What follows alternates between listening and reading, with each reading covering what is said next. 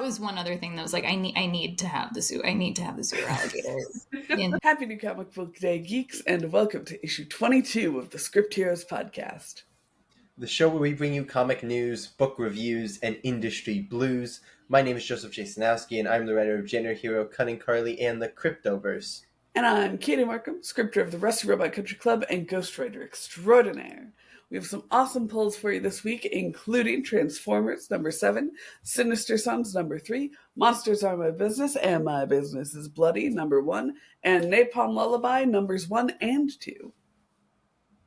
That's right, and for our back issue review this week, Katie has picked out Hawkeye by Matt Fraction and David Aja. That's right. Her only Marvel enjoyed book. I can definitely think of others. I actually can think of others. I loved Exterminators. Shout out to my friend Charlotte for putting me on it. In any case, in the Creative Corner, we will be joined by Honor Vincent, a writer for 2000 AD and Zenoscope, to talk about her creator-owned book, New Rat City. Yeah, that was an awesome interview, so be sure to check it out. Time codes for, obviously, all our different segments down below. But if you enjoyed that interview or anything else in this episode of the Script Heroes podcast, please find us on social media, Twitter, Instagram, TikTok, and YouTube, all at the handle Script Heroes Pod. Or you can find me personally on all the same socials at JJAZ1111. And I am on all socials at Katie Markham Pro. And now, on to the news. Okay, so I'm doing something a little different for the news this week. We don't usually talk about comic book adaptations. We don't. I control the news, and I made an exception I know for what this is. Because so it has officially been announced by Paramount that they will be adapting Teenage Mutant Ninja Turtles The Last Ronin into a live-action R-rated movie. The only information about this in terms of team so far, because it was just announced, is that it will be produced by Walter Hamada, and the script is going to be written by Tyler Burton Smith, who wrote a movie called Boy Kills World. It's the only credit that he seems All right, I must know, because I know that there's like a lot of nostalgia in people's hearts for the live action. Is it James? No, it's Michael Bay. Who did the live action Turtles ones in the aughts? Michael Bay's the shitty live action Turtle ones. The good one, I don't know who directed it, but it was by the what's the Muppets company called? Like that's Henson. the name. Henson, yeah, Henson Productions is like the, you know. Yeah. So those obviously a little cowabunga. Last Ronin is a little cowabummer. How do you think? I don't know if you've watched the 90 movie. It is not lighthearted at all. It's pretty. Oh dear. Like I haven't. Parents got pretty mad about how dark that movie is. Do you think that the live action was done well for it, and do you think this is going to be something that ends up looking honestly ridiculous for fairly well? I mean, like when you have Jim Henson Productions doing that, I would assume that this will be more in the, hopefully not to the extent but more in the Michael Bay vibe of the Turtles will be CGI, I'd assume, and then you'll have like actors around them. That would be my guess. I don't know how much is actually figured out, because I was even seeing members of like the creative team on Last Ronin talking about, we have to get this character cast as this actor and like stuff like that. And I was like, so clearly like there's still, it's in the very early stages. Personally, the only thing I want to see, I think it's Devin, is his name Devin Grayson? Am I getting that wrong? It's something Grayson, the voice actor. Devin Grayson is notoriously weird Nightwing writer, so I don't think it's that. He has a similar, it's something Grayson. I'm so sorry for whatever his name is that I am forgetting, but it is something Grayson, who is the 2003 Michelangelo voice actor, and I would love to see him voice The Last Ronin in this, but I have a feeling we'll probably get a fresh cast, seeing as this is a, you know, fairly fresh Elseworlds type of thing, but I know a lot of people want to see a lot of the 90s characters brought back, or actors brought back, but I would venture to bet that's probably not going to be the case, but we shall see. No, that is an exciting little nugget of news, and I'm sure before it's gonna be years before it comes out. I'm sure before then I will have read The Last Ronin. Wayne Grayson. I had to look it up to correct myself on. No. Start it going. We need Devin Grayson to play a part in The Last Ronin. No, Wayne Grayson. In any case, though, let's keep the news moving along here to something rather interesting, as every publisher is creating more and more imprints. Recently, I think we've talked about several over the past few weeks. But yeah, we have another announcement of a new imprint. This time from Dynamite, who have announced Dynamite Originals, which my assumption was that it was because it's called a new creator imprint. So my assumption was that this was creator-owned work. That being said, it is launching with a book called Vampirella Black, White, and Blood on Kickstarter. So it doesn't seem to be entirely, and this is going to be an anthology story if that's not obvious with the Black, White, and Blood. But yeah, so that's interesting that they're launching with a Vampirella book that's under this imprint, but then it does look like there's going to be a couple creator-owned books here. The Undercover by Tim Seeley and Zulema Skada is about a Draculonian anti-heroine accused of a series of violent murders. To clear her name, she goes undercover, embedding herself in a gang of vicious vampire hunters. That is the most Tim Seeley thing I've ever heard. I've just read that for the first time. And like, am I going to say this on the pod? I'll say this on the podcast. I sent Dynamite an idea that was fairly similar to this. It was about Vampirella going undercover in a gang of vampire hunters, which is funny. Almost certainly a coincidence, but very funny. And then the other one is The Ballad of Blind Love, which is Steve Orlando and Alessandro Amoroso, which is a love story between a mob boss and Vampirella. So, yeah, I guess not fully creator-owned. I don't know why it's called Dynamite Originals and it's called a creator imprint. Because, like, they don't... not be. Is Vampirella another one that they technically lease? No, Vampirella's like their character. Vampirella's like their figurehead character. They own Vampirella, they own Purgatory, and like that kind of. They own most of their like horny women, sexy hell girls. Yeah. Well, no, they don't own Red Sonja, so not like all. of I was women, getting they're demonic, like devil horns. Yeah, they're demonic women. But I think Vampirella is like their main one. That's why they. But she hasn't always been. She got her start in like. I think she's always been as long as Dynamite's existed, but like yes, she existed before Dynamite, if that makes sense. Like she predates Dynamite, but Dynamite has never existed without her, if that makes sense. Understood. Yeah. No, very interesting that is the angle they're taking, as opposed to, original content for their Dynamite originals. Like through Has Dynamite, somebody can certainly correct me if I'm wrong, is The Boys the only creator-owned book that Dynamite has ever published? Didn't The Boys start as a Wildstorm book? It did, but it only for the first 5 issues or whatever, and then it became a Dynamite. But still, it's not...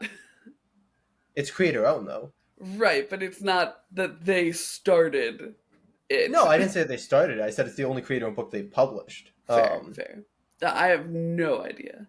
I don't think there's any others. Maybe I'm mistaken. But, yeah. In any case, another original imprint. But I think that'll draw us to the end of our weekly news, unless there's anything you wanted to kick into the Dynamite Originals conversation beyond this.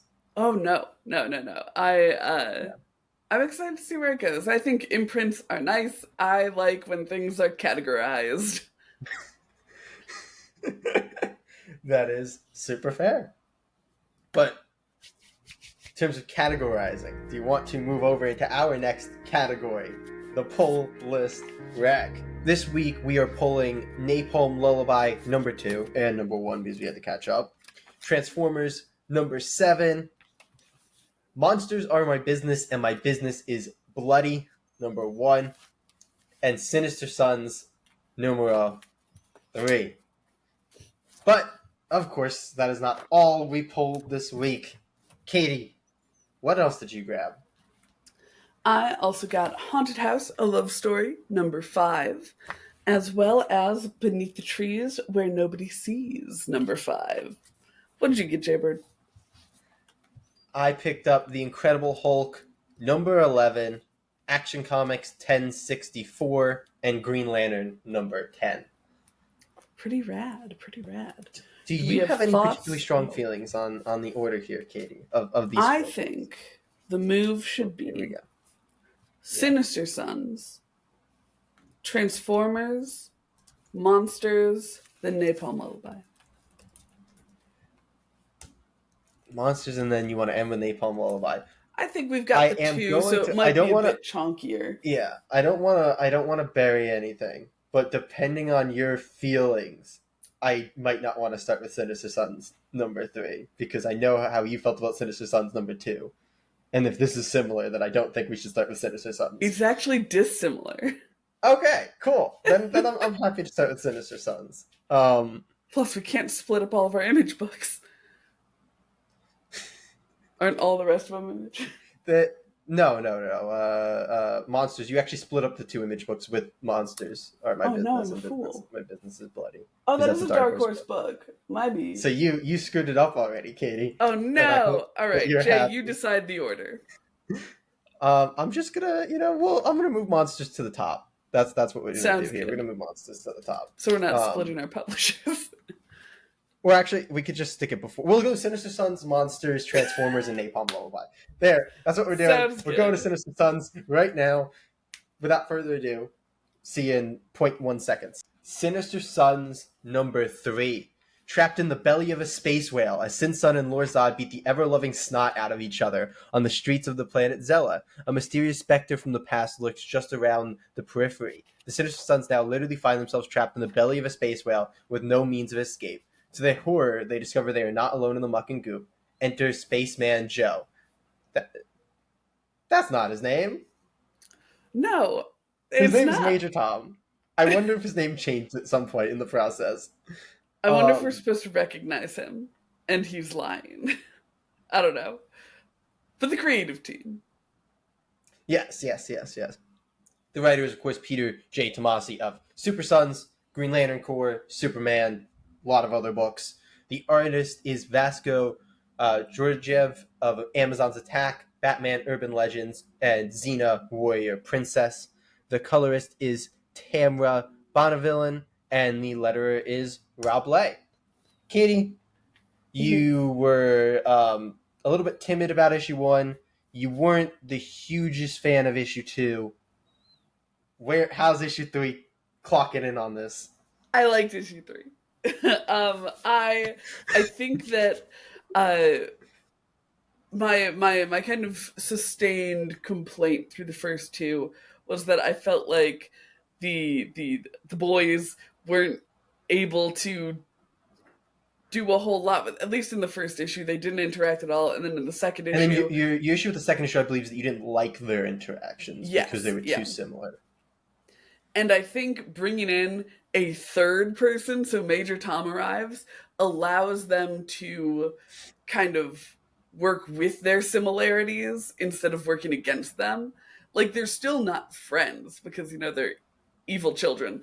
But they decidedly are so much more charming when they're, like, working together or when it's, like, 2 against 1 in any sort of situation.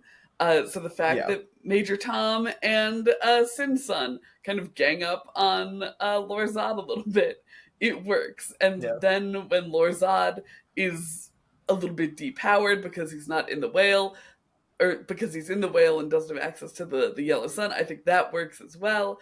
I like this issue a whole lot. I like Major Tom a whole lot. I think that he's incredibly funny. Yes. I think the fact that he is fully willing to leave 2 children in the belly of a space whale is hilarious, frankly.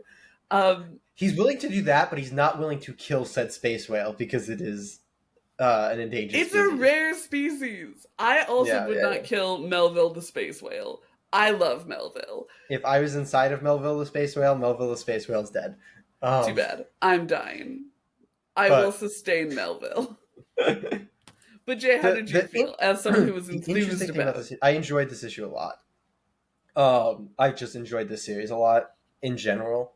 And I thought there was so much really fun and energetic action in this issue. Yes. Which is just a great time. Something that was a little odd about it. I was not expecting to spend a whole issue inside of Melville the space whale. That's fair.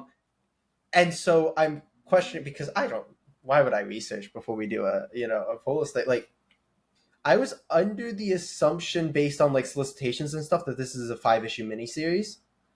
I'm starting to doubt that after reading this issue because it feels like we haven't moved super far forward to where this could wrap up in 2 issues. Mm-hmm. If this is an ongoing, I'm fully on board for spending a full issue in Melville the Space Whale for stuff like this to keep going and building. But yeah, I don't know. I was under the assumption that this was a mini based on just like looking at how far out it was solicited and such.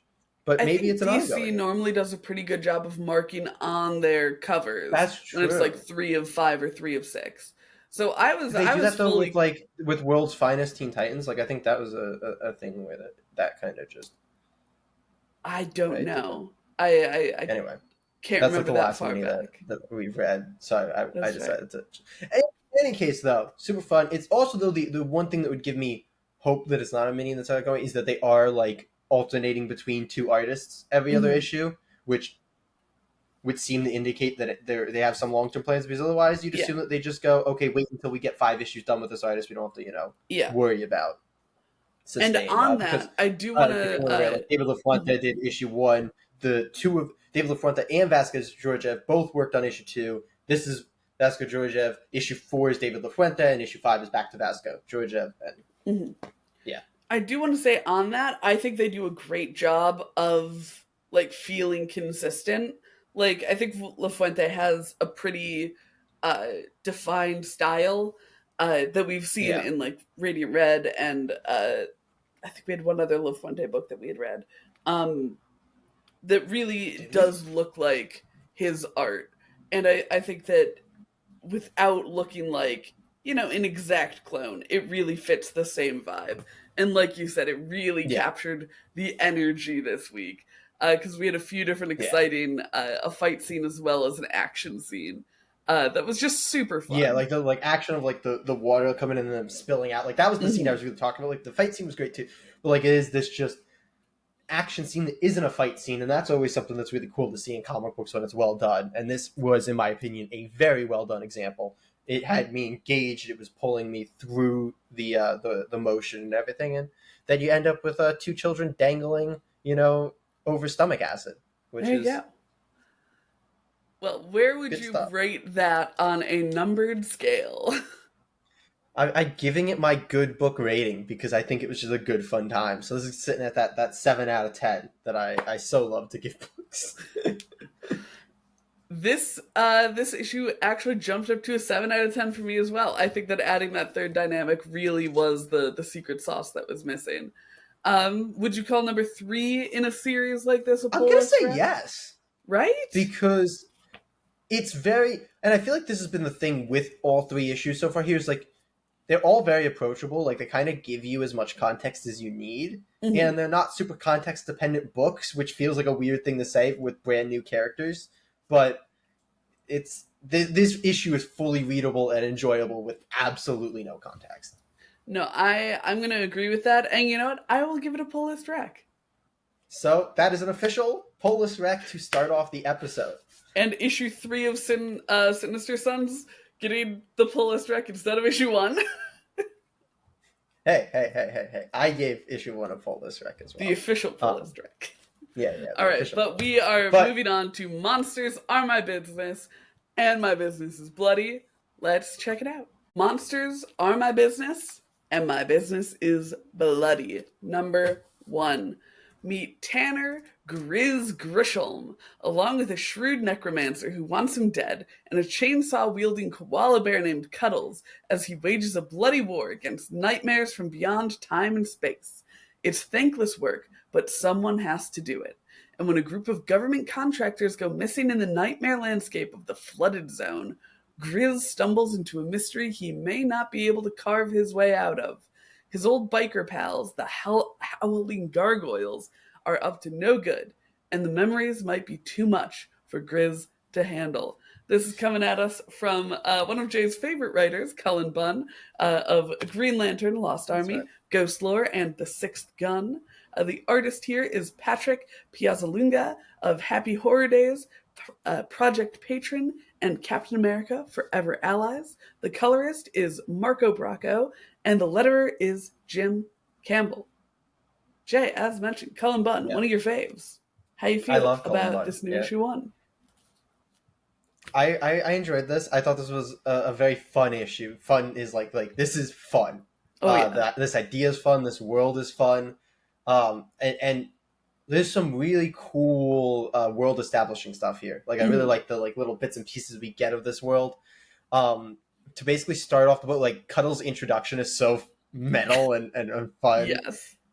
To get Cuddles is he a koala he's bear? A koala bear. He is? In my mind, he's a dog bear. because any fuzzy creature is a dog for me. But he is a koala bear technically. Yeah. But he is inside of this. What are they call him? They call him a sphincter monster, don't they? They sure do. One of my favorite lines in the whole book was in the first few pages, and he says, I'm not gonna let you sphincter me. Yeah. So Cuddles has been eaten by the sphincter monster, but he is then burst forth, blood covered. So the first establishment we get to this cuddly little koala bear is him coated in blood. Mm-hmm. This art is so interesting to me because I love the action of it, the dynamics of it.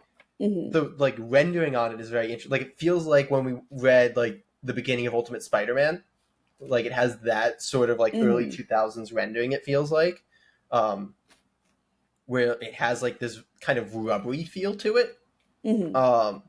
But it kind of works for what's going on, and I really enjoy the action throughout and the page layouts and such. But the rendering is just very interesting because it has that rubbery. I don't know if the coloring's to credit with that. I think we found that with Ultimate Spider-Man that when the coloring started to change, this kind of rubbery feel, you can attribute a lot to the coloring. But no, I think that definitely tracks him with the kind of cartoonishly violent action happening. I think that also lends itself to that general feeling. I really liked the characters in this book. I am obsessed with the necromancer, whose name I definitely just looked at and immediately forgot. Is it Sarah? It might be Sarah. I think it's Sarah. I think it's Sarah. I think it's Sarah too. I'm fairly sure. I am obsessed with her. She apparently has entered an agreement with Grizz where she has promised his soul to her evil god. And that's my just new favorite thing, where it's yes, I'm invested in keeping you alive so that I can sacrifice you to my Lovecraftian deities when I need to. She's so funny. She is easily my favorite character, and she better be in it more because they kind of leave her behind. But Grizz is also super great in that kind of gruff and tumble, just barbarian core. We love him. Yeah. He's got an axe with a chainsaw blade on the end of it. What's not to love? His face is mostly beard. An icon. Absolutely. It's I'm glad you mentioned the characters because the characterization is so strong and cool here across really those two characters. But yeah, I enjoyed this hell lot. The world is so cool.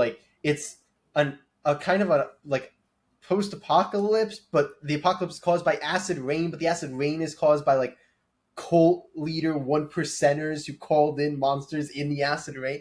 There's so much going on. It is such a bombastically wild thing of just let's slap all these things together Yes. And yet, I think because it's illustrated by a very strong artist and it's written by a very strong writer, it works. It so works. And I actually like, just a little bit of credit here that I really threw out. I really like the lettering in this issue. Mm-hmm. I liked a lot of the SFX. I thought that like there was points where the like bubble would kind of change color to like indicate a more aggressive statement or stuff like that. Mm-hmm. So there are also those fun I really enjoyed notes around. Like they offer context for, I think on like 3 different occasions where it's almost like Grizz like put a sticky note or a push pin in the page, and it has a little sticky note with a little bit of that world building information.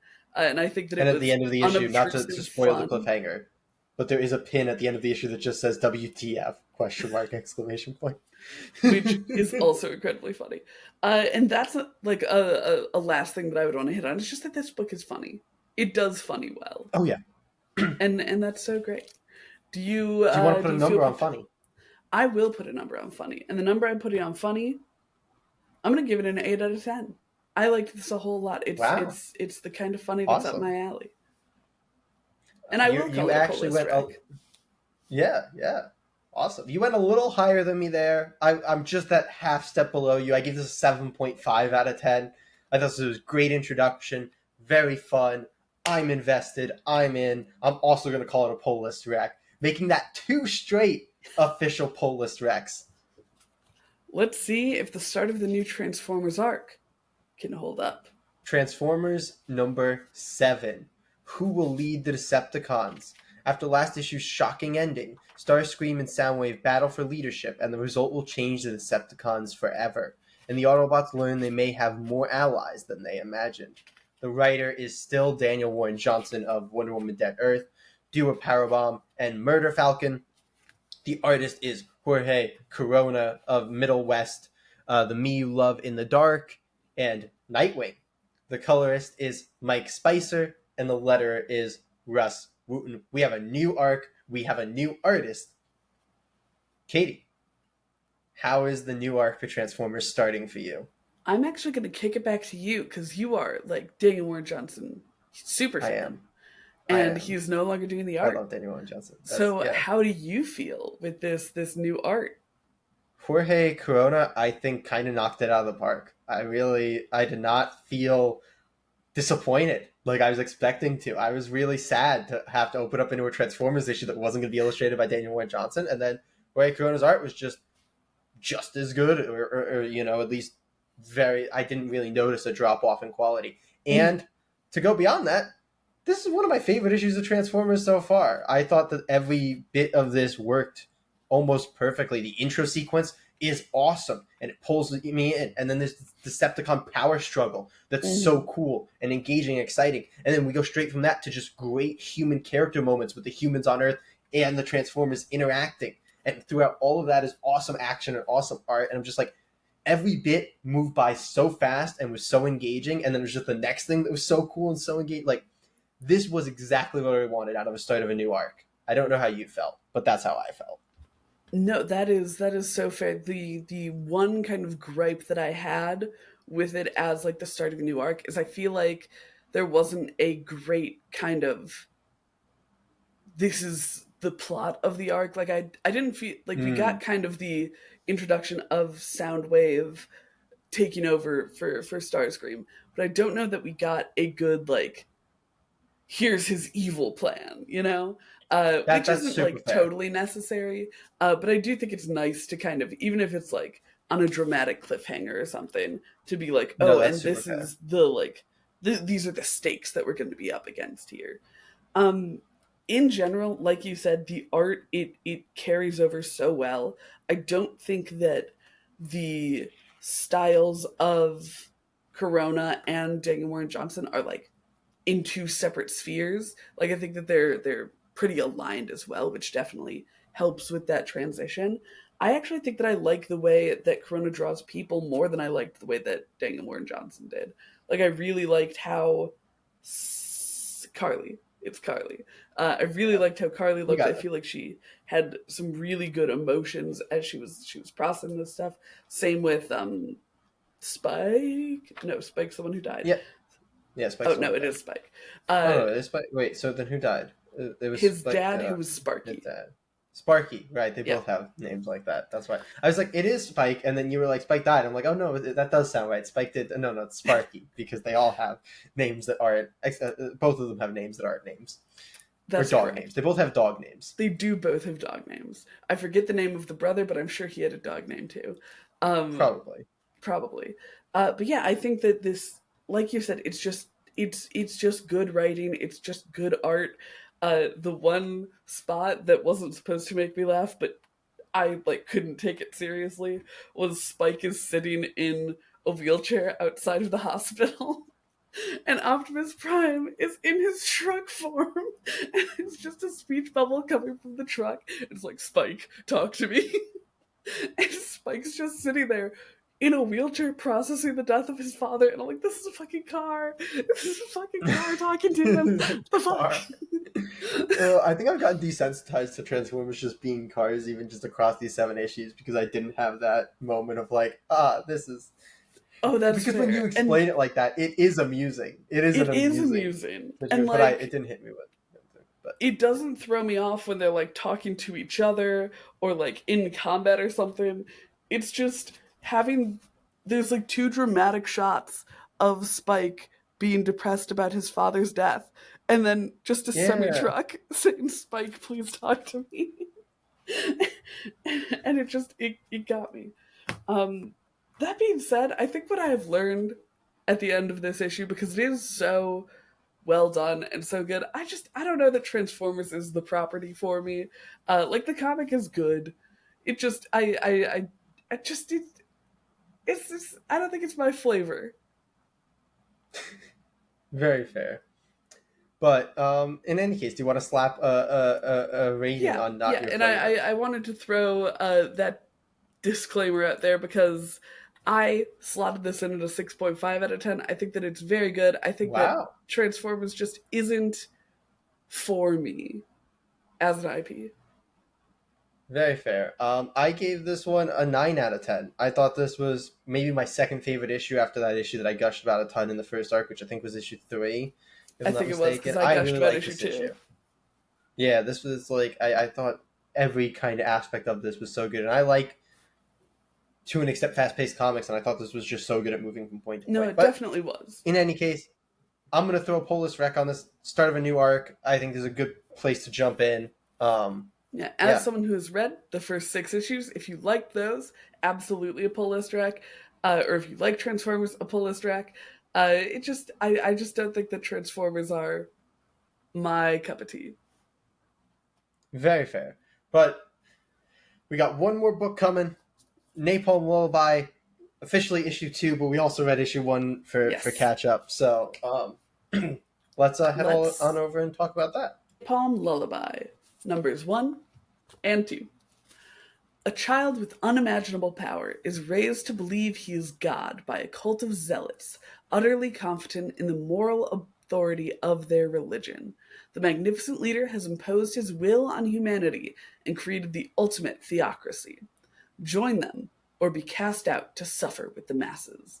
The right thing to do is never the easy thing, and convincing others to help you is even harder. An empath and a dream spinner have 24 hours to break into the forbidden temple dome city of the magnificent leader to rescue the only person who can save the world and kill the god who is hellbent on destroying it. The writer here is Rick Remender of Deadly Class, Death or Glory, and Black Science. The artist is Bengal, who also worked on Death and Glory, Catwoman, and Spider-Gwen. And the letterer is Rasputin. Jay, we essentially read 3 issues of this.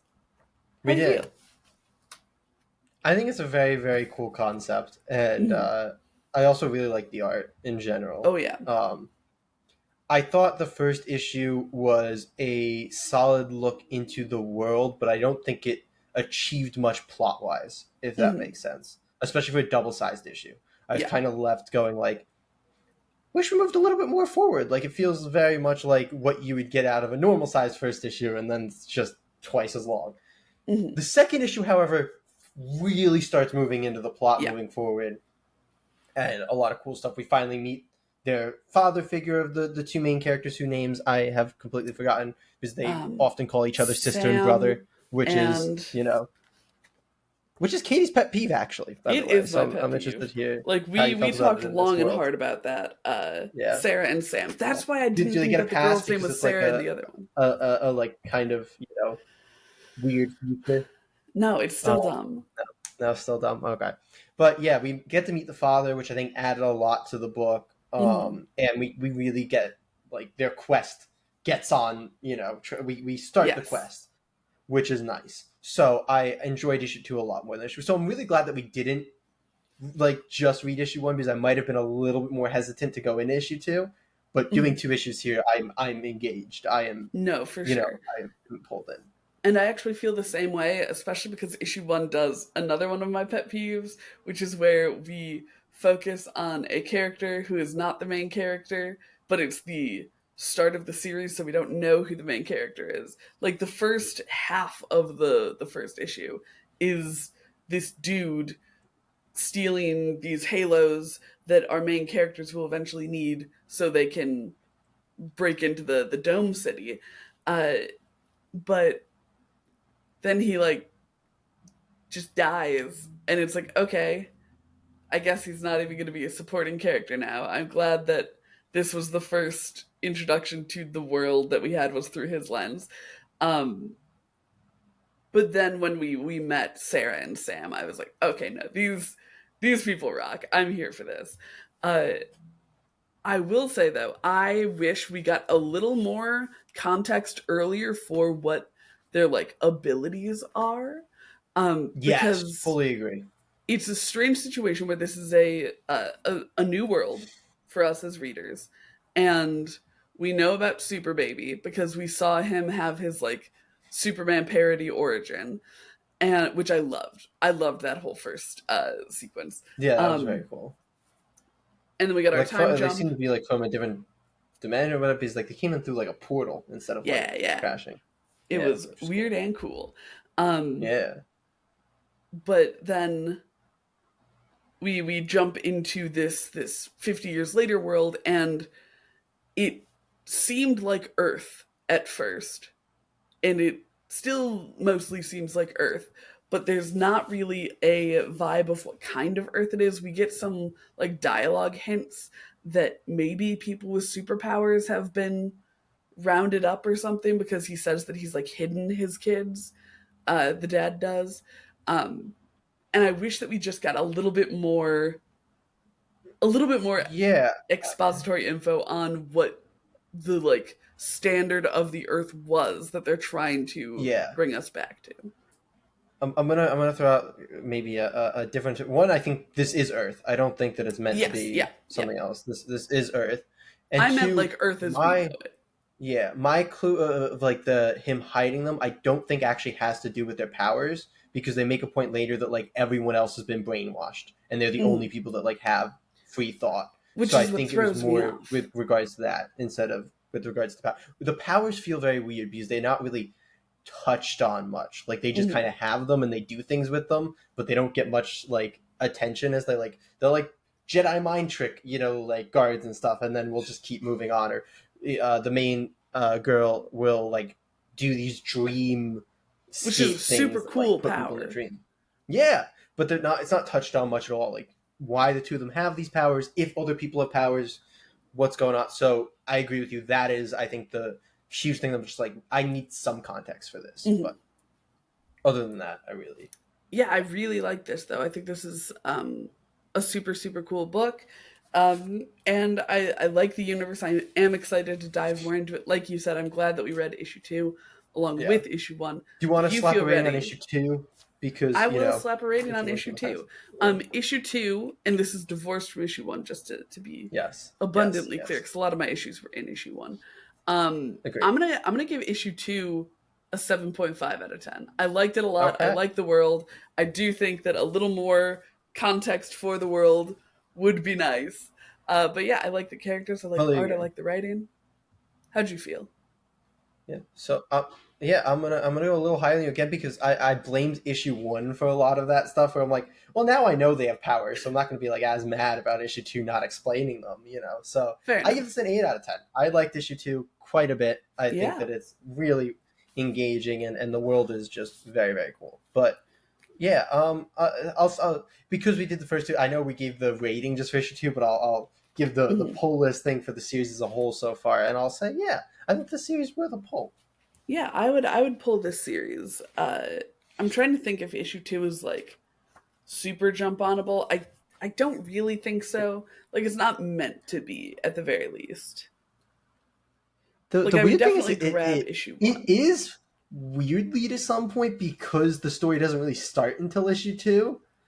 That is Like fair, you're but gonna I lose feel like world so much context, of but I don't think you're the gonna lose much for them as characters context. Like I don't think their journey you're gonna miss much out of. You're gonna miss a lot of That's world fair. context though. Maybe It's grab like issue 2 and read it, and if you like it, go grab issue 1.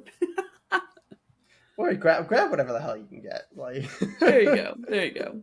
But we are destined for Hawkeye. Are you ready for the back issue review? Yeah, sure. Alrighty, on this week's back issue review, we are talking about Hawkeye, Volume 1, My Life as a Weapon.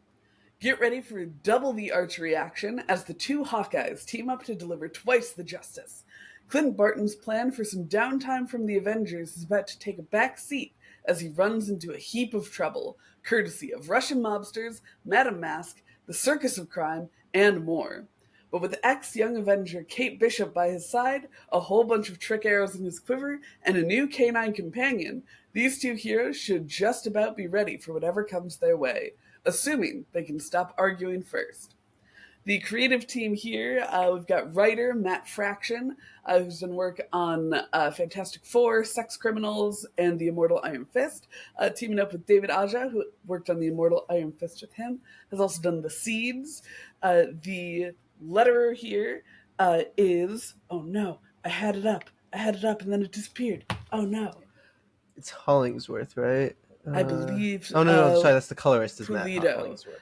Yeah, we've got Pulido, who is the letterer, and Hollingsworth, who is the colorist. Oh no! Chris why? Eliopoulos is the letter. Thank you. I had too many tabs open, trying to find a better description of the book than. I want to make it clear it was not my job to do credits for this book. No, it was fully mine. It's one of those things where when I have the physical copy, I'm like, of course they just have the credits on the first page. Why wouldn't they? Do they not? They have it in the main issue. They have there's the opening page and then there's the next page No, Hawkeye. There's literally no credits inside the collected. You see that's why you don't read collected. That's Marvel's fault, clearly. Yeah, But yeah, this was my pick. It's a Marvel book. It's a Marvel book that I've read before and loved. The only Marvel book she's read before. I have also read Exterminators. One of two. In 8th grade, when I first started reading comics, I was like, I should read a Marvel book, and read Civil War. So 3. Boom. The rest have, in fact, been for this podcast. But yeah, I have read this before. I love it. Jay, you have not read it before, and you have some pretty antagonistic takes on Hawkeye. How did you feel about it? I just think Hawkeye's kind of a lame character, Which is so funny as a Green Arrow stan. Yeah, because Green Arrow's more interesting. He just almost objectively is. That being said, this was weirdly not what I was expecting when I was this is going to sound really confusing. I was almost expecting something more off the beaten path, or I don't know, this was a little bit not quite hitting my expectations, which is my own what I had from hearing things, because this is a book you hear things about. Yep. I think fairly often. It wasn't quite what I was expecting. I don't think the Kate Bishop Clint Barton dynamic plays much into these 5 issues. It's there, but it's not a huge focal point I was expecting it to be, which hits on one of my main issues of it, which is Kate Bishop's introduction in this book is really weird. She's not in the first issue. Then she's just there in the second issue. Then he recruits her either at the end of the second issue or the beginning of the third issue after she's already just randomly been there, which is just a really weird way to intertwine her into this series. Which was one of my main gripes, because I was just like, can she either have just been here, or could we have just done the recruiting? Like, she wasn't, then she was, then we recruited her. And there was a weird thing with recruiting her about Clint talking about sleeping with a child, so I was very a little bit weird there. Which leads me into my big gripe, which is I don't like the dialogue in this series at all. I'm going to disagree. I hate all the, like, S dashes for, like, New Yorker speak, I guess. Not a big fan. And then the freaking the tracksuit bros with the constant bros was like nails in my head. To pivot into what I did like, I don't think it's going to be controversial to say the art in this series is phenomenal. But yeah, my big gripes were kind of the Kate intertwining, because Kate was just kind of a weird figure in this book of, like, she had cool moments and came in, but it didn't feel like she was, up until, because I'll say a lot of my gripes, the issue 4 and 5 arc kind of fixed. Like, I liked that 2-issue arc, but across the first 3 issues, like, Kate's involvement was very weird to me, and the dialogue was just quite off. But the art was very nice to look at the whole time. Right? I want to run through it real quick. The first 3 issues are kind of Clint dealing with these Russian landlords who are hiking the rent up on his building, but also kind of dealing with them as they come after some random woman. They're very, like, kind of so that was a random episodes. woman. That I wasn't, think it's like, a random woman. Like, I felt like I was missing the wrong something. person for, like, identifying. I felt like I was missing something, because then, like, you get the little bit of, like, oh, okay, they slept together, and then it was like, okay, that seems kind of fine. But then you get, like, what seems like it's supposed to be a, like, kind of more emotional kiss at the end of the issue, and I was like, I get if that. she's not a random woman, then I think that she and Clint don't know each other. Yeah, that was a little odd. The first 3 issues were very stuff, like, I was very much not getting it through the first 3 issues. I was like, I don't get how this is as famous of a book as it is. And then issue 4 and 5, I was like, this is really good.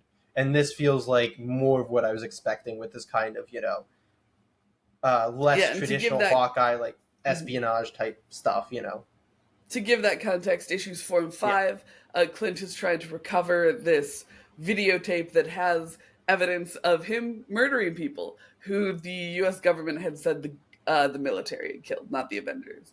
And it's a really fun duo of issues. Absolutely. Yeah, I'm gonna disagree.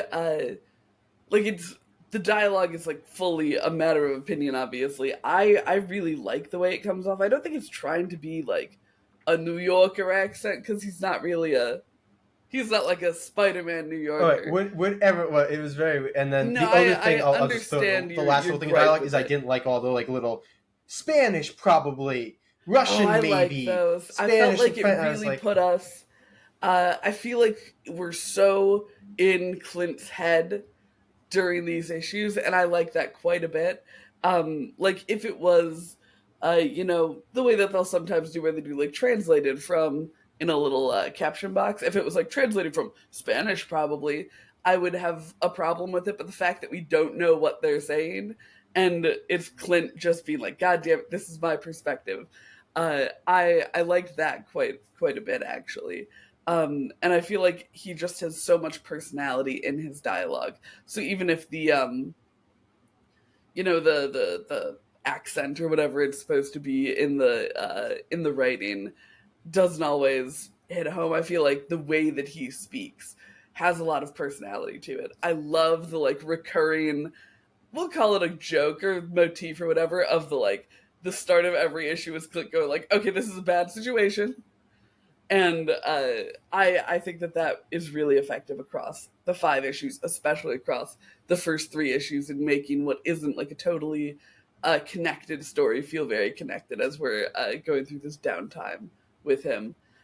And I think that I really like his relationship with Kate. That one piece of stray dialogue about sleeping together, I think one I don't like just to unbury the lead. I think it's dumb. I think it's unnecessary. I don't think it's meant to be like a Clint secretly wants to sleep with her thing. I think it's very much supposed to be like a foot in mouth vibe, uh, but still Yeah, very weird. I didn't take it as like he wanted to sleep. I felt it was weird that he felt the need to clarify that he didn't want to sleep with the child. I mean, I think it is one of the like I And it came off especially weird because like right before this, he calls her perfect like 3 times. Which no, like I agree. I don't like that piece of dialogue, but other than that, I love the way that they interact. I think that it is so funny. I think that they work together so well in how poorly they sometimes work together.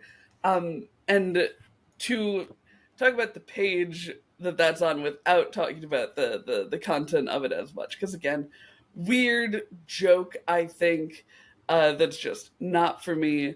The page in which it's happening is so gorgeous. There are like 20 fucking panels on this page, and it turns a phone conversation into something so interesting, and like you see so much emotion playing off of them, and I love it so much. And you can see the way that the conversations like between the two of them, and this is one of just my favorite pages in comic books. I feel like David Aja does such a good job of making his characters so expressive, especially in these little like snapshot moments. I fully agree. The art is something that I don't know if I have a single gripe about across the series. Like it is so phenomenal. The page layouts are so phenomenal. Mm-hmm. Just to hit on the page talk, but like not only is it these like little emotional blurbs, like it cuts the two of them apart so they have the little places so that like it's clear they're in 2 different locations on a phone conversation, mm-hmm. which is just a really cool way to play with space. A lot of the action is phenomenal. So the good. Like way that bow and arrows firing is illustrated, mm-hmm. is really good, as are a lot of the moments of impact of arrows or like slicing through of arrows. The art is so ridiculously good. I want to hit on one more thing before maybe we can pivot fully into either talking more about the art or jump into that 4 or 5 arc. But just tell the beginning or the whole thing. Like I'm going to disagree that we're in Clint's head because I don't think I actually know what Clint is thinking or like Clint's true opinion a lot of the time. For example, there's the twist that comes that, you know, Barton wasn't actually on the DVD. If we were in Clint's head, that should have never been, or sorry, that Clint didn't actually kill the, the, what was it, a Chinese political figure, whoever the guy was, like that comes.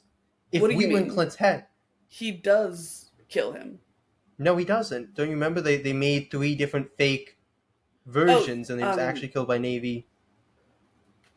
I thought it was supposed to be more ambiguous than that. I could be wrong. Okay, well, in any case, whether it's ambiguous or he didn't, that pretty much indicates that we're not in Clint's head because we would know what was happening if we were in Clint's head. I feel like we very often don't, because Clint's keeping secrets from Kate or Clint's like keeping things reserved, we're not getting those things that he's keeping reserved or he's not telling us. So I don't fully buy into the fact that we're in Clint's head because I think there's a distance there. There's, you know, not Clint's plans aren't always clear, like until he does the thing or until, you know, the thing comes. So I'm gonna pull back or push back a little bit on the idea that all of this makes sense because we're in Clint's head, because I don't fully agree with that. I mean, fair. I think that there's definitely like a push and pull with any sort of closeness. But do we want to talk about issues 4 and 5? Yeah, I really liked issues 4 and 5. Like, this is where the book... Oh, God, I just absolutely pulled down my my issue as I was trying to... Okay, there we go. Yeah, like, this was where the book really kind of got going for me because there was more of a... I felt like I knew what was going on better. Like, the first issues were a little bit of, like... I guess the first issue you pretty much know what's going on, but the second and third issue were a little bit more of like, oh, okay, so the tracksuit mafia he's like still interacting with, but it wasn't exactly clear like how he was intertwining with them. And then it's like, they're going after this random woman that he happened to bump into because he liked the car.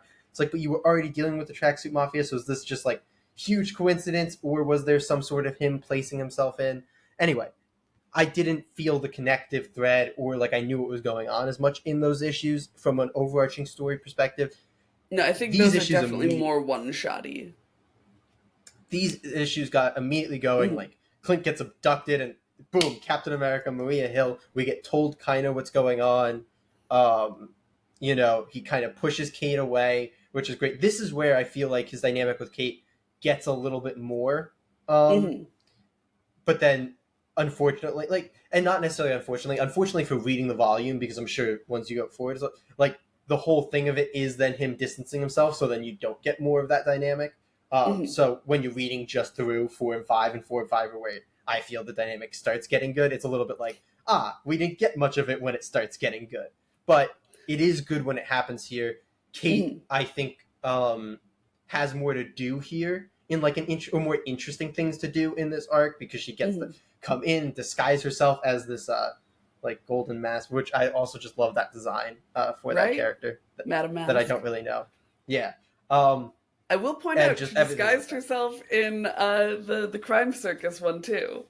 It's briefer and less, plot important. With the But she with does like the she does show off her because from my limited knowledge of Kate Bishop, I think that's like one of her things.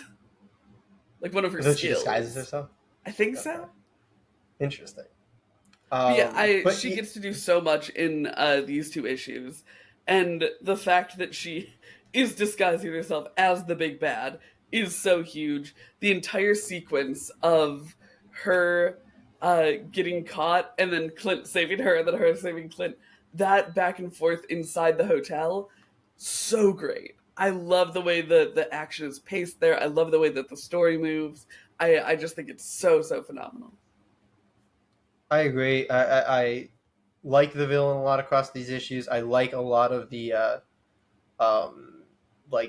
interrogation. She interrogates like kind of Clint and then interrogates Kate. I thought both of those were great sequences to make this villain feel kind of, I don't know, dangerous, or a little bit and like the wild threat of, I'm gonna put out an entire pack of cigarettes on your face. Astounding. Yeah, damn, awesome. Also, to put like Clint's obnoxious apostrophe talk is dialed back here.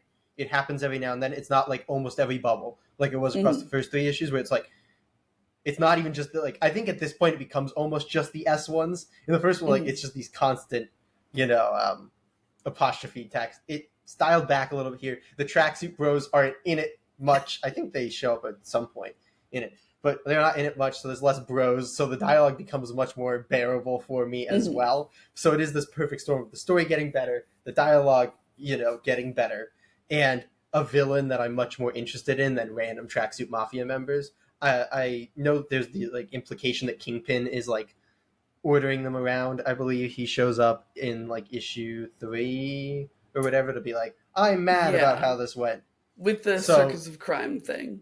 Yeah. So that's like interesting for the future, but like not yet at that point. But this has a villain right there. It has other villains around to like add up the danger stakes. And it has, as the rest does, awesome art and awesome action. So yeah, these 2 issues really are the shining light for me.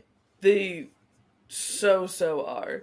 The back 2 issues are a separate artist, whose name I am totally blanking on. I had him Javier Pulido. Up. Thank you. Javier Pulido. I had all of my tabs up and then did the introduction and closed them all. But yeah, there are 2 artists, but they're both very, very talented artists. It's just so well done. It's such a good and like fun spy story. Like, I've got Grayson on my shelf right here. Yeah. I love a good spy story. And they do it so well here, and there are so many fun twists and turns. Like the initial reveal that Kate had followed Clint, the cute little reveal that she was the blonde woman that he stole the taxi from, and then the like big thing that she had abducted the main villain and taken her place to help Clint on this mission is just so good. It's so well done. And I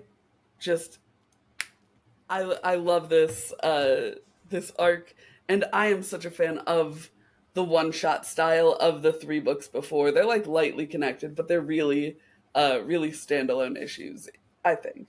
And so yeah, For the I most like part. this entire volume so incredibly much. Are I you also want ready? to say, just to credit this artist, so because we gave David Aja a few like specific credits here. The ninjas in this that are just silhouettes with weapons are so So cool. good. I love That that. it's I just love such that. good ninja core. Um, Yeah. gotta love it. One You of gotta them I love it. did think was Wolverine at first on the wall. I was like, what the? I was like, is he like hallucinating? I was like, is he like hallucinating? And these are supposed to be like 3, characters that he's worked with that he's like hallucinating or something. And then no, they just attack him as No, ninja in the next issue. I'm they're like, just oh, ninjas. okay. Because they were I will silhouetted say too. my So I was one like, oh. gripe with Pulido's art is I don't love the way he does faces, but it's definitely a style, so it's not something that I'm like upset about, and it's not a like Yeah. offensive style to my eyes. No, that's fair. I Uh, feel like it's his eyes almost because when people's eyes are it's covered, very I much his think eyes, the way that they yeah. sit on the face. And that was like the only indicator because I went through the credits page pretty fast because it was the same on all of them. And then I was reading it, and then I was like, wait, no, this is not quite the same. And then I looked at the face as a, but other than No, I that, think like that the their way line that art is also yeah, very different. But they're both very talented, and I mean, lucky to have them on this book. I think they have very similar like layout styles and like the way they play That his is face fair. and such. And then when you put on, I think the same colorist, I assume, yeah, I the believe same so. colorist on top of it helps make it look very similar until you look at people's eyes, and then it's like, no, it's very different. But yeah, You ready in to any slap case, a I have to number point out rating? one more thing Oh, because it's very important that this is pointed out when Katie picks a book is that there is a dog in there this is a book, dog, and he's such a good dog. And his name is and that is initially all, Arrow, and they change it to and then Lucky. it's just magically lucky. That What was do you mean something that I was kind of magically? confused about. He says at the end of the issue that he was going to change the name. Did he? Oh, I missed Because that. he's I like, just I then can't noticed that in the name next my issue was own lucky. dog Arrow. Look at that good dog. That good dog's biting mobsters. That good dog is getting kicked into traffic. That's so rude. what a turn! He's biting. He's getting kicked into traffic. Like He's such a good dog, and it's a really cute, well done dog, and it's adorable because he's also injured in a lot of the same ways that Clint was injured at the start. We love Lucky. In any case, now are you ready to throw a numbered rating on? I am. It's always tough when like there's essentially 2 arcs in there, and you feel very differently about the 2 of them. That's fair. Because I'd give, I think, a much higher rating to the second arc, but as a collective total unit, I still think it's good. I think the art's great, but the writing style, specifically in terms of like the actual words on the page, aren't for me, which detracts from it a decent amount. I'm going to land on a 6.5 out of 10, I think. I support your wrong opinion.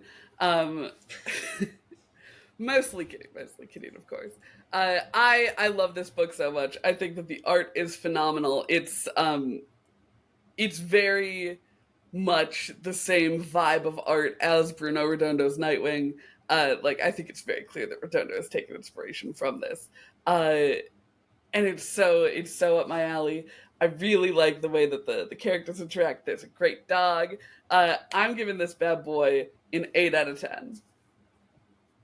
Okay, do you want? I can read my unchanged top 10 list because this isn't going to crack it, and Go then ahead. you can show us where you stick it on. So my top 10 is still Mirage, TMNT 1 through 3, and the Raph one shot at number 1. At number 2 is still Nocterra Volume 1. Number 3 is Batman and Robin Volume 1. Number 4 is New Teen Titans Volume 1 rather. Number 5 is Maze Book. Number 6 is Above Snakes. Number 7, Dark Crisis on Infinite Earths. Number 8, Radiant Black Volume 1. Number 9, Pretty Deadly Volume 1. And number 10, Cyborg Lives Another Week, Cyborg Rebirth Volume 1. All right, and my top 10 list is now number 1, Nocterra, Full Throttle Dark. Number 2, The New Teen Titans, Volume 1. Number 3, Above Snakes. I'm slotting this in at number 4, just above May's book. So number 4, Wow. Hawkeye, My Life is a Weapon. Number 5, May's book. Number 6, Mirage TMNT. Number 7, Batman and Robin Volume 1. Number 8, Chicken Devil. Number 9, Pretty Deadly. Number 10, World's Finest Batman and Superman, The Devil Neza, which means that my beautiful tie is finally getting kicked off my list. The tie's dead. The tie is dead. I can no longer cheat 11 books onto my top 10 list, so we're saying goodbye to Radiant Black, Not So Secret Origin, and Paper Girls. Can't believe Paper Girls is going by. Honestly, I can't believe Paper Girls is going by either. As the weeks have gone on, I'm like, I feel like I like Paper Girls better than World's Finest, but I like Radiant Black less than World's Finest. But I'm sticking to Why did you tie them? Because we hadn't read World's Finest yet. So at the time, I was like, I like them the same amount. And then as we read more, it's like microscoping in more and more. Because I liked them both in between. That's super fair. I'm just sitting here with Dark Crisis still on my list, and I'm like, I can't believe maybe I should. Here's the thing: Dark Crisis is still really on like your Dark list Crisis. because you committed to your sticking to your number ratings. Yes. Dark but I do Crisis still very much like Dark Crisis. I do think I'd probably only knock Dark Crisis maybe down to between Pretty Deadly and Cyborg, or maybe right below Cyborg. I think you should move Dark Crisis right now. All right, I'll move it. Between Pretty Deadly and Cyborg, because I feel like I like it very similarly to how much I like Cyborg. Where I'm like, there's really good things about this, but there's obvious flaws too. You know. No, I am glad that you are. So yeah, we're gonna do that. So Dark Crisis is now not. So the new fixed bottom is 7 is Radiant Black Volume 1, 8 is Pretty Deadly Volume 1. 9 is Dark Crisis on Infinite Earths, and 10 is Cyborg Rebirth Volume 1. So yeah, that's better in terms of number ratings are a trap, which is why I rate and forget. Though they're not anymore, because now I've gotten a good idea of what I put at each rating. That was super early on. So I was like, but then 6 months from now, you're gonna have a completely new perspective. No, I think we've rated enough books across individual issues and volumes that I've gotten the vibe of it now. But at that point, I was like, this is good. I really enjoyed this. Plus the thing that I really was expecting to hate it. So that gave it extra points. So in my head, I was like, good. I thought it was gonna be crap. 8.5 out of 10. Definitely a little generous, I think. Little but speaking of generous, someone was very generous with their time with us this week. What an amazing transition. We are headed over to the Creator Corner to talk with Honor Vincent about New Rap City. We'll see you there. Let's do it. Hey gang, welcome back to the Creator Corner. Today we are joined by a very special guest, Honor Vincent of New Rat City, 2000 AD, Andraste, and Holmes and Houdini. Honor, thank you so much for joining us today. Yeah, thank you so much. Yeah, thanks for having me. Absolutely. We like to kick off most of our interviews with the same question here. Just kind of a baseline. How did you get your start making comics? Yeah, so my first comic was Andraste, and it actually started, I was listening to Florence and the Machine while I was running, and one of the things my brain does when I listen to music and run is think about music videos that would go with stuff. And I kept coming back to this idea of Boudica, who was this first century queen tribal leader in Britain when the Romans were invading, and her family, and it just really fit the song. So I kept thinking about that, and then I was trying to write a prose story, and it just wasn't working. It was really a war story, and to me, that's just better in a comic. And that's the original genesis of it. And then I reached out to a friend who couldn't keep working on the book, but we kind of got the initial ideas. She got the initial character and stuff ideas down, and we were thinking out loud with each other for a while. And then I took 3 weeks off work, which was really kind of them, because I really wanted to try to finish finish a script, because I was just picking at it.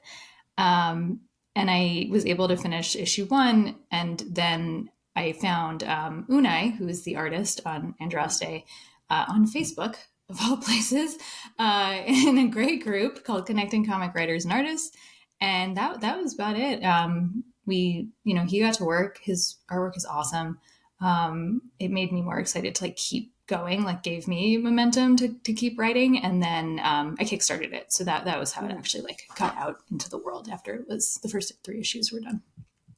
That's super, super cool. Yeah. And you also did a story for 2000 AD not terribly long after that, I think. After winning the Future Shocks, that competition they put out. Yeah, so that was a fun surprise. They do that every year. Because of COVID, it was online for a couple years, which was great for me because I, at the time, was in New York. It's at Thought Bubble now, in person, which is in the UK. So you have to like go in and pitch in person. But I was able to do it online, which was great. And yeah, I wrote a story about an immortal mouse who survives the fall of humanity and realizes that the humans who made him weren't so nice after all. That's actually turning into a slightly longer, a 3-parter for 2000 AD that'll be out like in the future at some point. So that's with them now. So that's really exciting. Yeah. Rad. Yeah, that's awesome. And you kind of have touched on this, but you have worked in different mediums as a writer, including poetry. You're also a poet. So I'm interested to hear if you think that's a very different kind of thing when you're switching between mediums, or if they kind of inform one another and it, helps you with different, styles of writing. Yeah, I think having the ability, and like I think everybody has the ability to switch, like to write whatever they want to write. So I think doing that practice has helped me figure out like what shape a story actually has to be. Or it's like, okay, and I have a writing group that's been meeting for like 3.5 years now, I think. So we're all friends and they're awesome. And it's kind of a running joke of like, I'm trying this as a short story, and then 6 months later, it's like, here's the issue 1 of the comic of it, ha ha ha. Because I'll like try something as a poem, and then I'll try it as, and then sometimes it works. Like it's like, yes, this is a poem, and then great. But it sometimes you're not quite happy with it. It's like, no, there's something more here that I'm not quite like getting to yet. I think comics and poetry are really similar in a lot of ways. I think like interesting. Poetry is not a visual medium. Comics is like that's huge difference. Though poetry does have like visual aspects that like prose doesn't, because you're looking at it on the page. The shape of it is like does affect how you read it. But I think they're very much the art aspect of comics and the detail like choosing in poetry. I think are very similar because you're really narrowing in like for a comic what one expression, one moment am I picking to convey this like whole big thing. And poetry is really like very much the same. Like what one like sensory thing, what one word am I like kind of getting all this meaning into. So really I like reading both at the same time, like trying, I think they're both really like, they work together. Not No, I think that was very well said. But we love New Rat City. We've got our beautiful Kickstarter edition here, which means I've got the whole thing. Only issue 1 is available, I think. Or Global Comics, does that have the whole series? So because I was talking to you both this morning at like late last night, I was like, oh, I gotta get it up. So I just added 1 through 4, like the whole thing, digitally to Global Comics, and then Gumroad too if you prefer PDF. So it is all on the internet as of like last night. Awesome. So it's all available for you. But such a fan. I reread it this morning, and one thing that I kept coming back to is I remember a tweet of yours from a while back where you talked about your dad informing this book, like he was a big inspiration for it, and seeing the like incredible heart and like real father-daughter relationship between Felicia, our main character, and her dad in this book. I would love to know a bit more about how your dad played a part in this book coming to life. Yeah, I mean, my dad's the reason I read comics at all. Like it was, when I was a kid, he was like largely a stay-at-home dad when I was younger. My mom like went back to work and he was home with me. And he has told many people this like as advice later on is if you have a kid who's like in between picture books and chapter books, like they're kind of like wanting to read more, give them comic books. Like, and I think a lot of like parents don't think of it if they don't read them themselves, but like they're so good. That's like, that's what they're there for. Like many of them, like they're not just for grown-ups. And I think they've kind of gotten this more like niche status, like as fans have aged and stuff too. And like they're just, yeah, I think if your parents don't read them, it's like a little bit less likely nowadays. Like, because you're not going to wander into a store and just like find them. Like you have to go to a comic book store and like seek them out. Like a younger kid isn't going to do that as readily. They find them online, I'm sure. I'm like living in the real world over here as I'm wizened in my 30s. I'm sure they're finding webcomics, and there are like many wonderful ones of those. But yeah, I give your kids comic books. Or kids that you like, give them comic books. So yeah, he had a huge collection, like a floor to ceiling like wall unit that he still has full of them, and would just kind of give them to me like, here, try this, here, try X-Men. So that was how I started, and I still love them. Obviously, it didn't go away. He was also an exterminator when I was growing up. So he worked, with one other guy. Like it was a small company, and they were in New York City and Long Island. And he always had really fun war stories from, really horrifying things. I don't need to share them. There's some fun ones. Like raccoons in somebody's attic, just kind of one like flying out in a very Three Stooges way onto his partner's face. Oh no. Like things exploding out of light fixtures, which is not like that. Those are harrowing tales. And he's just a really good storyteller too. Like he was, when he talks, like you listen. So that's the original genesis of the story, was what happens in New York City, which is like where he's from, where I was born and everything, when people leave. And when that happens, often like rats will take over a building, roaches will take over a building because it's empty. As long as there's food nearby, like they'll be there. And kind of thinking about what happens when most of the people in the city have left, it's flooding, and people are just kind of living in the heights. And the most precious people in the city basically are the exterminators. They're not the people that it's like, oh, I'm going to call, like, I think in media a lot, like exterminators are portrayed as like these kind of gross, like people you call, and they like, oh, they're all weird. And it's like, that's not the case. I've met, many of them too in my life in the city where it's just not true. And also like, if you have a rat in your apartment or a roach infestation, the exterminator is your freaking hero. Like that's right? like the psychological damage that does to have like a small animal somewhere in your house uninvited. Like it's huge. So I wanted to kind of tell a story about them being, not as we usually see them, and being heroes. And yeah, I think like the relationship between the two of them is very much cribbed from my relationship with my dad. He had he did actually have he has both of his legs. He like had issues though with one leg, where like that bandaging scene is like something that happened. So yeah, a lot of like those little details are borrowed from him. That's incredibly sweet. Yeah. So the series, though, I believe began its life on Kickstarter before you kind of transitioned into, Scout and get the first issue out like that. So how did you kind of come to the decision to start it on Kickstarter? Was that just the only option available at the time, or was there a reason that you wanted to release it that way? I love Kickstarter. I've made a bunch of friends there from like other creators and stuff. I think everyone's very like, you're running a campaign and, you get feedback really early. Like I've had this with the publisher books I've done, where like I'll get feedback from like the editor and from my mom, who's like at Midtown the morning things come out with a report.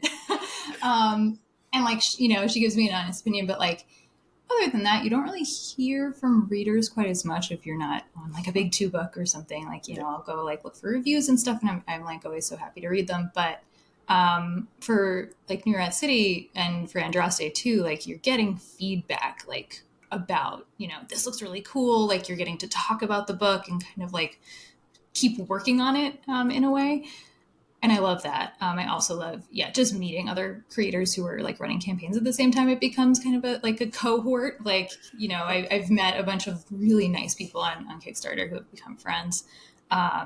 There's an actual, I know a lot of places talk about like community, but like there's an actual community that comes out of there. So that's great. And I mean, it made the books that I've published, like Andraste and New Red City, I wouldn't have been able to do that. I just wouldn't have been able to publish them and print them. It's great. I love Kickstarter. Big fan. Yeah, you had in a kind of interesting campaign format, though, because we've got part 1, which is issues 1 and 2, and then part 2, which is issues 3 and 4. I don't know that I've seen that with a ton of books. We saw it a bit with Coins of Judas now as well. What went into the decision to do issues 1 and 2 together like that? I don't remember. I think my brain is pudding and I don't remember. No, I decided to do Andraste as like a trade, like of 3 issues, because that was going to be 12 issues. So I was going to do 4 of those. And like, now I've been paused on that for a while. And then with New Red City, it was, basically the length of 4 single issues. It's about 120-ish pages printed. So I think I just didn't want to do single issues. I think I just didn't want to quite deal with single issues. I knew I wanted to do like 2 campaigns for it, timing wise. And it just felt like part of it is the pricing of shipping and stuff. Like if you're, I didn't want to do 4 single issue campaigns. Like a lot of people do those and they do a great job with them, but it seems tough though to keep an audience with single issues throughout all that. Yeah, like the timing of it too. It's like, you get a little bit more. You're not paying shipping on like each issue. It's just a little bit, it's easier on me because I'm not having to like ship, double. I think that's what it was. It was a mixture of laziness and sympathy. I don't know. I'd call it smart, tactical decision making, not necessarily laziness, but.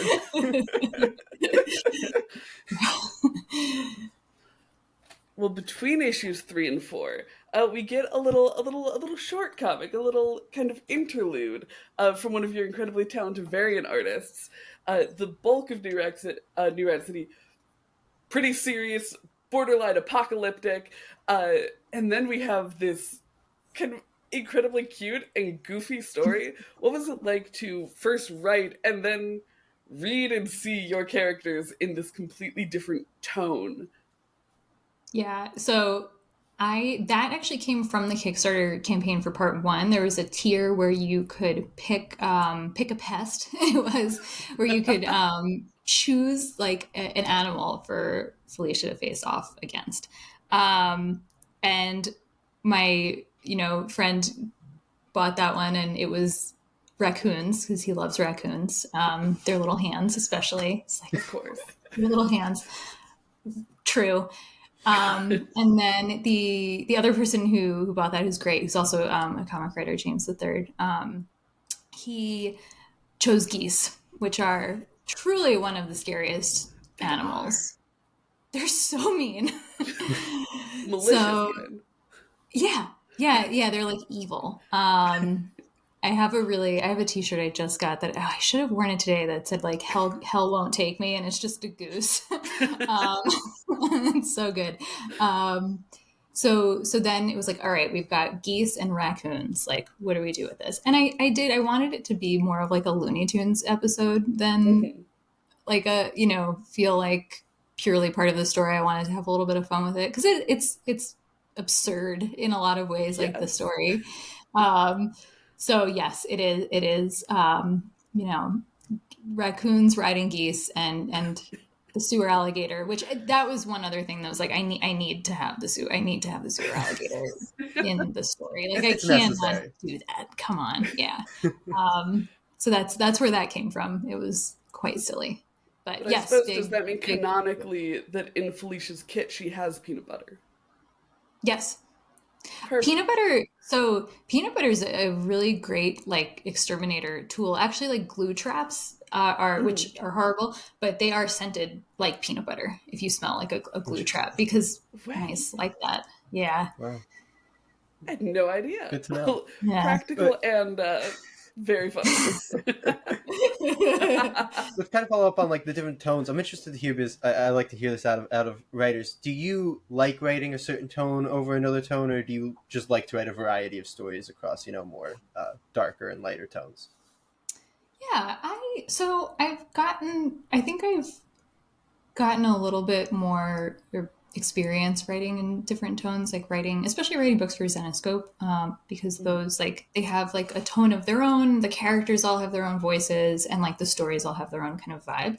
And you're writing like work for hire, like on somebody else's spec, so you have to like figure out how to do that, and that's been really fun because I think I tend to answer like the original question. I think I tend towards a more serious tone in my writing, but I love reading funny stuff. Like I really do, and I don't write like funny. Like I don't write like humor or lighthearted stuff as often, and I want to do a little bit more of that. I think I got to do a bit more of that with like Holmes and Houdini, and just like some of the like more fun action sequences in some of the Zenescope books. I'm also writing like a story for 2000 AD now that I'm trying to like remember this for and like bring some, because it's more aimed at younger audiences, so bring some more of the humor in. I'm reading like Bone to kind of like classic. To like get in the right headspace, because that's just it's so good. Oh yeah.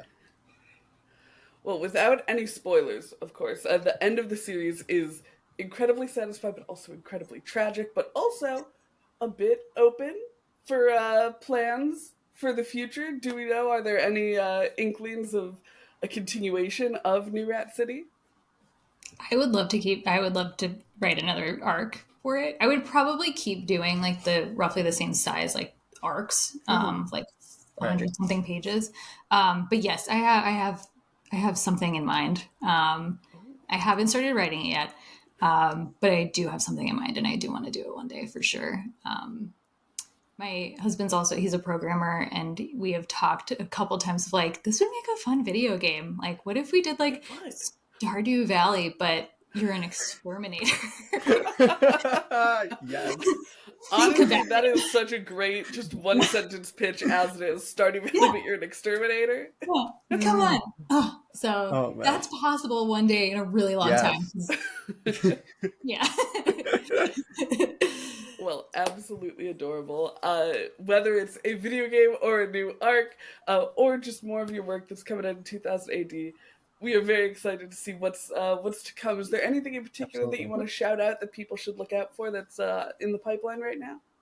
Yeah, so a couple pieces coming out in 2000 AD in like the future this year. I also have a new book with Zenescope coming out next Wednesday. It's a fairy tale team up, Robin Hood and Gretel. So they're fighting a witch underneath New York City. Yeah, that's the 10. There are rats. Yeah, a common thread. Yeah, I think that's on the 10th of April, right? Yes. Yeah. Perfect. So that should be last Wednesday when this goes up, I think. Oh, okay, great. So just to tell anybody who's listening to it, because there's plenty of times we forget to do that, and it's like, it's next Wednesday, and it's like, no. Yeah. Next Wednesday from when? So look at the week 2 shelf at your comic book. Yes. Does your comic book store actually break it down like that? Mine does not. It becomes a mosh pit. Oh my gosh. Oh yeah, they do. I go to Griffin most often. There's also Beta's Thingamajits. I'm in Fort Collins in Colorado. And they're both awesome stories. Griffin, yes, will break it down as like this week's comics, week 2, week 3, week 4, and then like earlier, like there's like a whole other shelf. It's awesome. That's great. I have 2 stores. One, they just all go in the same place and they just keep accumulating there. The other store, it gets like 2 weeks in the same space, and then they just go into the like older section, and that's pretty. Mine just get little tabs that say new this week. Cool. Yeah, it's fun though to like when you are kind of coming into a more chaotic setup, like you find it's like a used bookstore or something, like you find more stuff. Like that's where Katie works. Oh, cool. We love used bookstore. Yes. She runs the comic section, which is just very jealous. Ideal and furnishes my background. Yeah, nice. Awesome. There's a used bookstore next to the comic book store, and I go in there. You have to do both. You gotta. And it's been owned by the same woman for like a long time. I think she's owned it for like 30 or 40 years. She's awesome, and she just got a new cat. So the last time I went, who's wonderful. His name is Hobbs. Like Calvin Hobbs. He's a little orange baby. He's so cute. And when I went in last time, she was just like, oh, he's too wild. He's like all over the place. And I was just like, you have to keep this cat. Yes. And then I see in our cat local... is a central fixture. And she's had like a rotating cast of bookstore cats. I think she was just like, this one's a little wild. Like I think he like, and she's lovely. She was like, I think he like wants to be a barn cat because he keeps trying to get outside. She's like, I don't know if he'll be happy here in this job. That's fair. Patrolling the dust mites instead of... I know. But I read in the local paper that she kept him because there was a whole article about it because not much happens here. So well, glad to hear it. Listeners, if you're in Colorado, make sure you go visit Hobbs. Yes, Unnameable Books. Yeah. Yes, perfect. But Audrey, thank you so much for coming on and talking with us. We're thank so you both. To read your work and to get to pick your brain about it. Well, thank you both very much for having me. It was so much fun. Nice way to start the weekend. Absolutely. Yeah. Well, have a great rest of your weekend, and hopefully we'll talk to you again soon. Yeah, absolutely. Sounds great. Well, thank you so much, Honor Vincent, for that awesome interview. It was so much fun, and we have plenty more fun coming to you all in the coming weeks and in the past week. We just put up a Strange Saturday Super Show for this past Saturday. Katie, what do we read? We talked about The Max by Sam Keith, and I was astounded. I was blown away, frankly.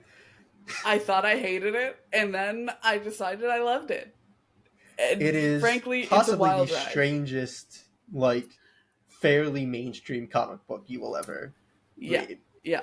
It is. I still don't know how to describe it. I but don't this know coming Saturday, if we can. Yes. This coming Saturday, we will have part 1 of our 2-part me explaining the entirety of IDW's Teenage Ninja Turtle run to Katie. We need to think of a more concise title for it before it goes up on YouTube. I mean, I would think we read every single IDW Teenage Mutant Ninja Turtles issue, so you don't have to. I don't know. I think probably more of IDW's TMNT Explained or something like that. You know. In any case, we'll see. We'll see. It'll be up on Saturday. This is the creative process on stream as we debate titles. But yes, on Saturday, part 1 will go up of this 2 parts. So that will cover, if you want to talk collected editions, like the first 10 collected volumes, aka the first 75 issues through, because issue 75 is technically not the end, through the second Ghostbusters crossover. Oh gosh, it's so much stranger than I meant that I was ready for already. So that, Dimension X, all the one-shot character issues, April and Casey, everything that's in the first, the Mute Animals, TMNT Universe through issue 11, I want to say. So all of that good stuff. And if you've never read a Turtles book before, not to worry. I am reading the first issue and the last issue of the series, and nothing in between. So any and all questions the fun thing is, you may have, I'll probably have too. So Katie will read the first issue, for the first video, and then hopefully on the first issue we will get Katie's predictions for the series as a whole. Yes. And then when we do part 2, Katie will read the last issue, and it'll be a very fun time. I am very excited and also incredibly intimidated.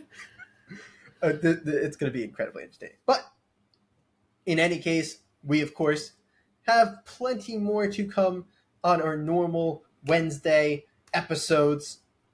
Katie, what's our polls for next week?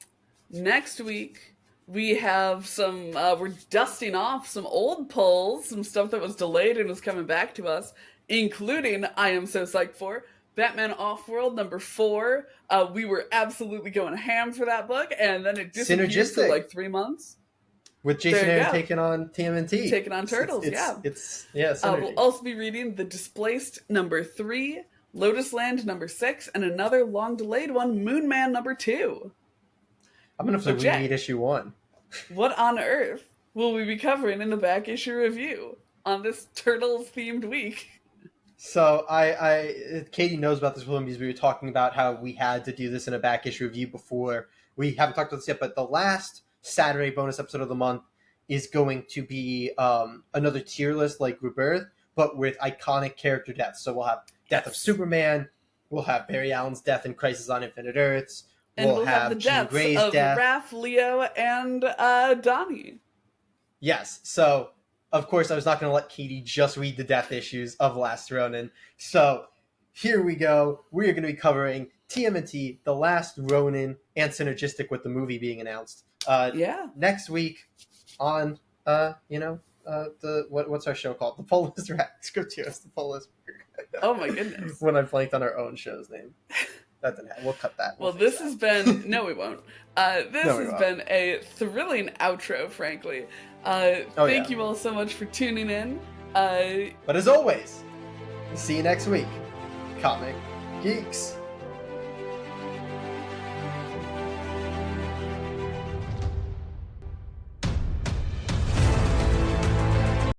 Record. More like we. It's like a ride. Is that what you just said? Well, I was gonna say because we're recording together. I was saying like like a ride.